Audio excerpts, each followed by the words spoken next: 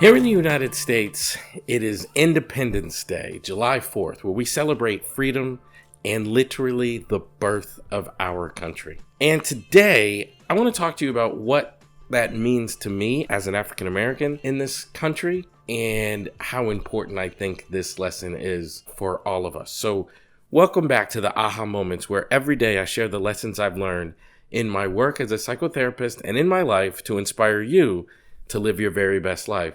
Of course, I'm your host, Elliott Connie, and July 4th used to be my favorite holiday. Like, as a child growing up in Massachusetts, it was a significant holiday that fell in the early part of the summer. We usually got out of school in like June 20th kind of area, and July 4th, there was a festival that was set up in the middle of town in Franklin, Massachusetts, and there was food and games, and the festival went on for like a week. It was a really significant time in my life. It was a really significant time. Things that I enjoyed. Like, I looked forward to that holiday every year in my childhood.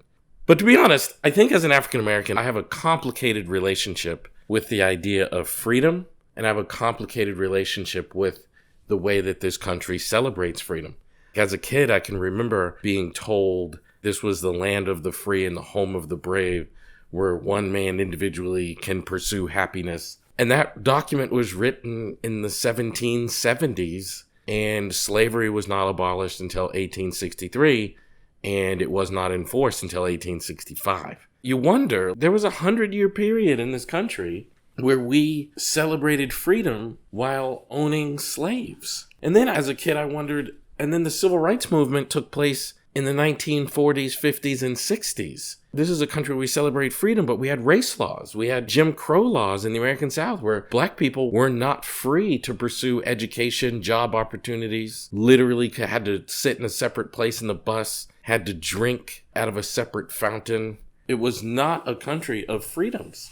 And even in the current world that we are living in, with Roe versus Wade being struck down recently, and literally the next day, a senator from Texas posted on Twitter, Brown versus Board of Education is next. And those of you who don't know, Brown versus Board of Education is the law, the Supreme Court ruling that struck down segregation, basically saying separate but equal is inherently unequal. And a sitting senator, someone who's currently a senator, just posted on Twitter that that's the next law they're going to go after. Like, this is a senator basically saying he wants to bring back segregation. And it's 2022. It's 2022. Now, look, I love my country. I love America. I love being an American. I want this country to be great. I want this country to be everything that it can be. I celebrate the successes of this country, but I also hurt at the failures of this country to endorse and initiate and celebrate freedoms of other people. I love what we do here in America, and I love what we stand for, but I want us to stand for it all the time. I want us to stand for it when it's uncomfortable. I want us to stand for it for the disenfranchised, the oppressed, the marginalized, the people with less resources. I want us to remember who we are. And in the past few years, I think honestly that we have forgotten who we are as Americans, what it means to be an American, and what America stands for, could stand for, needs to stand for, and who we need to be. So just like everybody else, I will, watch patriotic movies. I will listen to patriotic lectures. I will remember the lessons. I will have barbecue, and I will celebrate during this weekend and during this holiday. But I will also remember we have a ways to go if we want to be the country that we can and should be. And I think that that's what this holiday represents for me today. I want you to remember that not everyone in this country of freedom is free. And until we are all free, none of us are free. And just think about that this weekend as you're having barbecue and enjoying time with friends and family. And I want you to enjoy all of that stuff, but I just want you to remember, not everybody in this country feels free. Not everybody in this country experiences it as equal. And we still have a ways to go. So love you guys. Thanks for listening. Please keep sharing this podcast on your social media platforms with at least one person that you think could benefit from hearing this message today. And don't forget to subscribe. You can do that wherever you enjoy listening to your podcast, Apple, Google, Spotify, Simplecast, any of those places. And you can also support this podcast on Patreon. Please do that. And I look forward to seeing you tomorrow.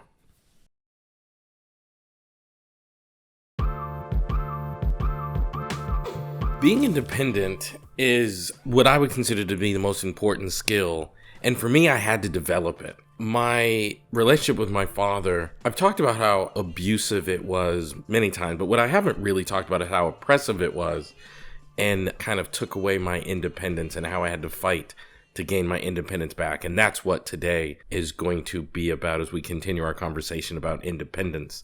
So welcome back to the aha moments, where every day I share the lessons I've learned in my work as a psychotherapist and in my life to inspire you to live your very best life. Of course, I'm your host, Elliott Connie. Today we're going to get super personal. It's obvious that having an abusive parent is a difficult thing, and dealing with punches and being yelled at and called names and put down and how all of that stuff impacts you. But one of the things that happens, you get robbed of your own individual satisfaction, where like your failures are your failures and your successes are your successes. Like, I can remember growing up playing baseball, and I would have a good game, and instead of being told like how great you are at baseball and how good of a job you did at being a baseball player that day, my father would steal my satisfaction by saying like, you had that success because I showed you how to hit a baseball and I gave you this tip and I gave you this strategy. And oftentimes it wasn't true, but even if true, you take my success and it now becomes evidence of how good of a dad you are or how good of a baseball coach you were. And it no longer is something that leads to my own satisfaction and leads to the building of my self-esteem. And that was really one of the most challenging things that came out of my childhood, is how my successes were his successes and my failures were his embarrassments. Like, I can remember having a bad baseball game one time. One time I struck out and we lost the game. And if I had gotten a hit, we would have won. And when I got home, my dad gave me a lecture, and he was at that game. And when we were driving home, he was giving me a lecture about how much of an embarrassment my failure is to him as a dad. And after a childhood like that, when I had the opportunity, about 19, to move, I had just finished an All-American baseball season in Massachusetts. My mom was struggling. Life was really hard, battling suicidal thoughts. Like, it was really rough. And I had the opportunity to move. My mom moved from Massachusetts to Texas, and I had the opportunity to go with her, and I decided to go with her. And the biggest reason I did was because Texas was a place where I knew I had to build a life for myself. And I will never forget where I gained my own independence. I was in Texas, and I'd switched my major. My original major was marine biology, believe it or not. I ultimately became a psychotherapist, obviously, but I started by wanting to be an oceanographer. That was the job I wanted. And then I wanted to be a marine biologist, and so I became a marine biology major. And I switched to psychology, and I was going to school in Texas, and I was struggling. Like, school was hard. Like, it was a real struggle for me. I remember having this really, really hard professor, and I was living at home, and I was literally studying on the staircase. I was the only light that worked in the house. And I was studying on the stairway, hallway. And I remember, like, I'm going to fail or I'm going to succeed. But for the first time in my life, it's going to be mine. And that level of independence led to like a pride for my work and a pride for what I was doing. I remember having that thought, like, I'm about to succeed or fail, but it's going to belong to me.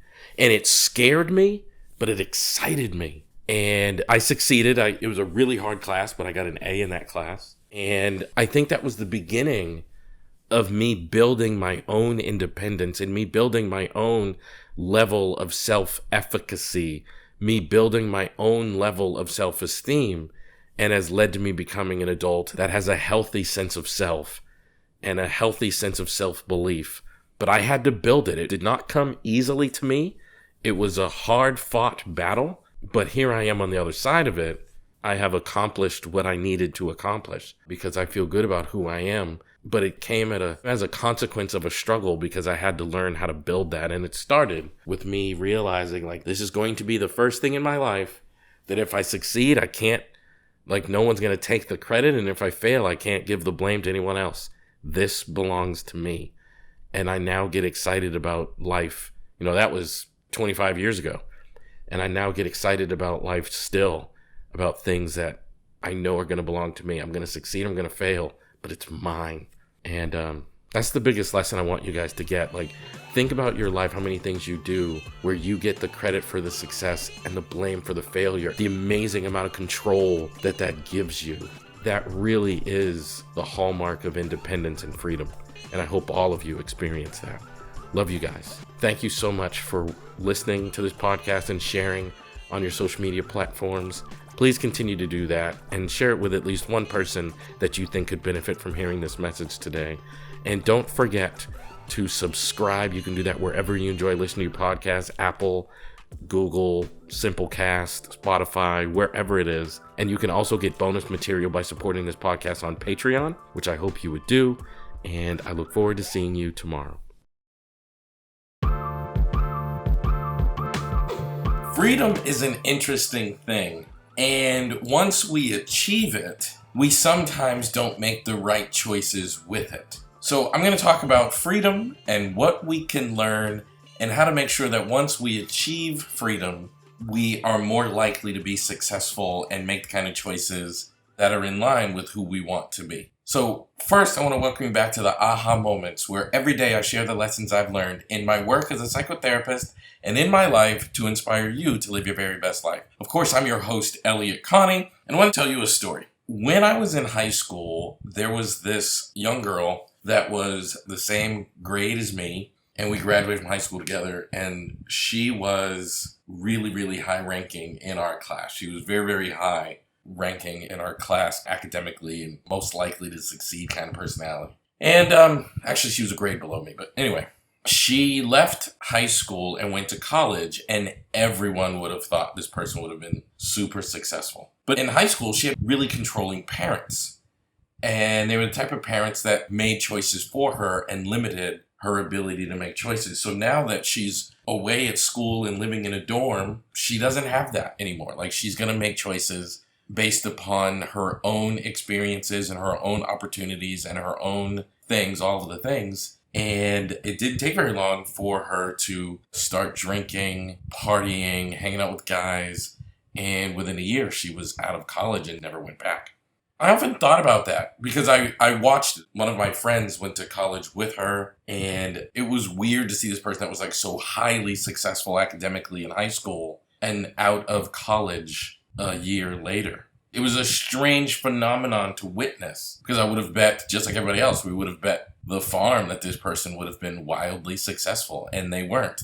Their experience with freedom got in their way. It was an interesting thing to see. I also know when I saw that, it caused me to think about my own freedom and my own choices. Because at some point, I mean, we talk about freedom, we often talk about it in terms of like, free from tyranny and oppression. But we all experience that increase of freedom through the life cycle. Like when you get old enough that you can ride your bike, you're now free enough that you can go to your friends' homes on your own via your bike instead of asking your parents to give you a ride. And, when you turn 16, you have more freedom, 16, 17, depending on where you live, you have more freedom because you can now drive. And then obviously when you go off to college, you have more freedom. So we have to learn how to navigate this sense of freedom throughout the life cycle. And the biggest piece of advice that I can give anybody about this navigation of freedom is to make decisions that are in line with the person you want to be and the life you want to live. Because if you don't do that, then you make decisions that are too driven by pleasure. And once you do that, you are at risk of derailing your life. So when an opportunity comes and someone asks you to come skip class with me, we're going to go have fun. It might be fun to do that on that day, but is that in line with the person I want to be? And is that in line with the life I want to live? So we have to be thinking about that constantly, and that will help us utilize our freedom and get comfortable in our freedom in a way that increases our lived experience instead of distracts from it.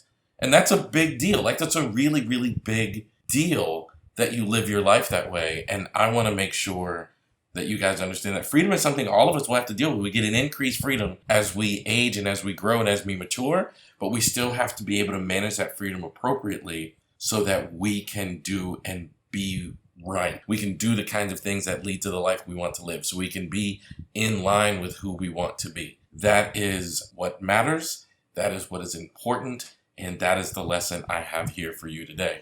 So just think about today, who do you want to be? Because this is actually relevant regardless of your age, regardless of your circumstances, regardless of whatever. Who do you want to be? And what kind of life do you want to live? Thank you for listening today. I really appreciate it. Thank you guys for sharing this podcast and helping it to grow. Please keep sharing it on your social media platforms with at least one person in your personal life that you think could benefit from hearing this message today. And don't forget to subscribe. You can do that wherever you enjoy listening to your podcast: Apple, Google, Simplecast, Spotify, wherever. And don't forget to head on over to Patreon and support the podcast there. There's bonus material available each and every week. I'll see you tomorrow.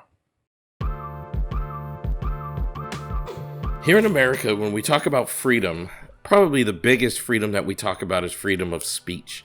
So today I'm going to talk about what freedom is and what it is not, because I think it gets confused, and that confusion has a meaningful and significant impact. And today we're going to unravel this and have a discussion about it. So welcome back to the Aha Moments, where every day I share the lessons I've learned in my work as a psychotherapist and in my life to inspire you to live your very best life. Of course, I'm your host, Elliott Connie. So let's talk about freedom of speech, because in recent years, what has happened is freedom of speech has become a political lightning rod where people will say hateful things about one group or another. They'll say derogatory things about one group or another. And when they get backlash, whether it's canceled or kicked off a social media platform or whatever it might be, they start saying that their freedom of speech rights are being violated. And I want to be really, really clear here.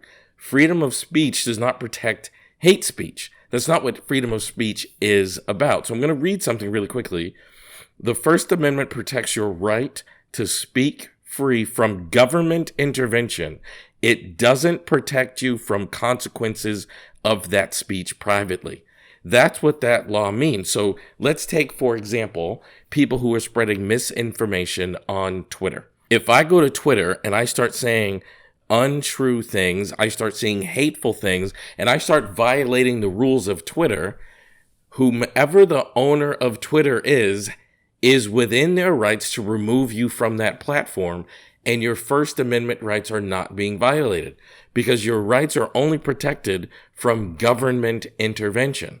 So a private entity can say, you have broken my rules and thus you are not welcome here, right? If I own a restaurant and you walk into the restaurant and you walk in naked, I get to say, you have broken the rules, you can't come in here. You don't get to say, you are violating my rights to wear what I want to wear, right? That's not how it works.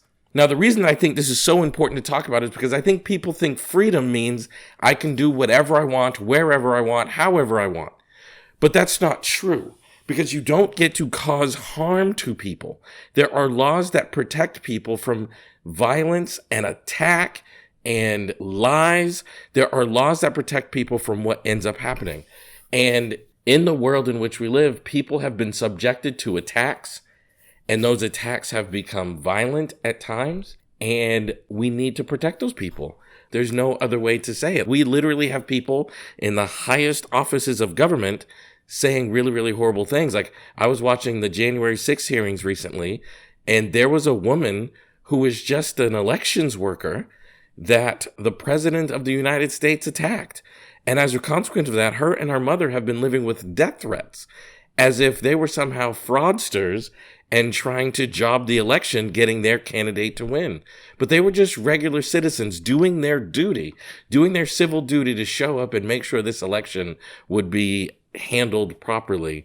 And because the outcome of the election was undesirable to the sitting president at the time, he went on an attack on this person. And this person has been living with the consequences for it. And through those kinds of attacks and sharing that kind of information, the president of the United States was removed from Twitter. And Twitter is 100% within their rights of doing it.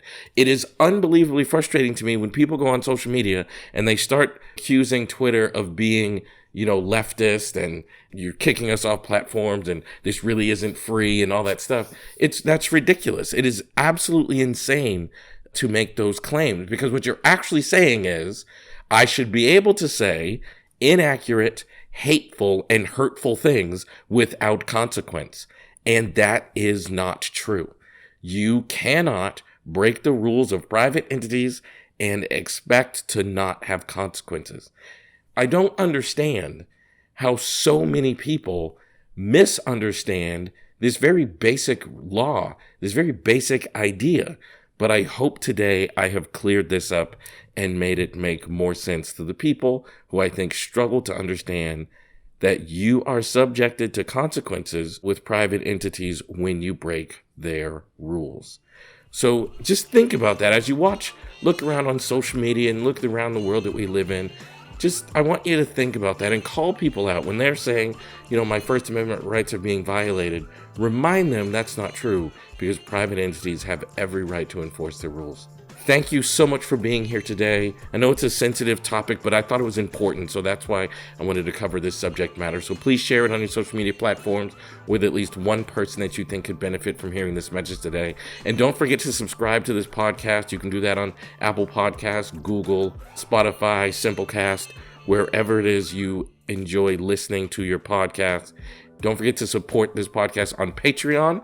There's bonus material every single week there for the people who support on Patreon, and I look forward to seeing you tomorrow. So today we're going to talk about freedom from a different standpoint. Some people don't have full freedom. Some people have to cope with living in a world where freedom is not easily accessible to them. So what do? How do we manage in a world where freedom is not easily accessible to us? That's an important conversation, and we're going to have it here today. So welcome back to the Aha Moments, where every day I share the lessons I've learned in my work as a psychotherapist and in my life to inspire you to live your very best life. Of course, I'm your host, Elliott Connie, and this idea about freedom has recently come to the forefront here in American culture, where a woman's right to make choices about whether or not she will bear a child was just repealed by the Supreme Court. And in many states, it is now illegal for a woman to decide to abort a child. And I think that's egregious, actually, because we're removing someone's ability to make free choice. And free choice is probably the most basic and important part of freedom. I find this so interesting because the community that has been advocating for this change are conservative Republicans. But just a couple of years ago, when the pandemic happened, that same group was really upset about mask mandates because you're removing my ability for choice. And there were many, many protests where they were saying, my body, my choice. They were saying that in relationship to wearing masks. And this same group doesn't seem to apply the my body, my choice idea to women. And I think that's troubling because people need to be free to make choices that they feel are right for them. People need to feel free to make choices that they think are in their best interest. And the most fundamental right of being a woman is the right to bear children. I've been thinking about this a lot because, as an African American, I come from a culture where many rights had been violated over the years. So I remember my grandmother telling me that when she was growing up, she could not go into any bathroom she wanted. She had to sit on a particular part of the bus. She had to live in very specific areas of very specific cities. So how do you cope with that? What do you do? Well, the answer is create change. The answer is hope. The answer is advocation. The answer is do everything you can to create a world that is different. I sometimes think, and I have overwhelming gratitude at the people who have come before me in the fight for freedoms that I now enjoy and to a large degree take for granted. Because I live in a world now where I can go where I want, I can live where I want, certain liberties have been afforded to me. And I think back to the slave days here in America, and I realize that many of those people were fighting for freedoms that they knew themselves they would not be able to enjoy. They were fighting for my freedom. They were fighting for generations later. So one of the ways that we cope with the injustices of removing freedom is we get to work in the fight. We get to work in politics to create systemic change. We get to work in the community. We get to work to start creating the change that makes the world a better, more free, and more just place. I sit here today in the position that I'm in because somebody previous to me thought it was important to change the system, even though they knew they would not be able to benefit from the system. And I cannot describe to you the amount of gratitude I have that someone thought enough of me to work to change my life, even though they didn't think they'd be able to enjoy those changes themselves. And I think that's how we cope. We don't cope by accepting it. We cope by doing work to change it. We cope by becoming a tool of change. Become a Supreme Court justice. Become an attorney. Become a local, state, or national politician. But do not accept injustices. Work to change them. And there's power in creating a future that is more just. And the hope that lies within actually provides coping. So I hope that helps. I hope that makes sense. Because the truth is, you are not alone in your frustrations. And I want to remind you of that as we wrap up this week's discussions about freedom. You are not alone in your frustrations, and you don't have to be alone in your struggle for a better, brighter world. We can all struggle together and create more change. I love you guys so much, and I hope this makes a difference for you. Thank you so much for being here today. Please share this podcast on your social media platforms with at least one person that you think could benefit from hearing this message today. And don't forget to subscribe to this podcast. You can do that on Apple Podcasts, Simplecast, Spotify, wherever it is you enjoy listening to podcasts. And please go over to Patreon and support this podcast on Patreon. There's bonus material there every week just for the people who support it on Patreon. And I look forward to seeing you on Monday.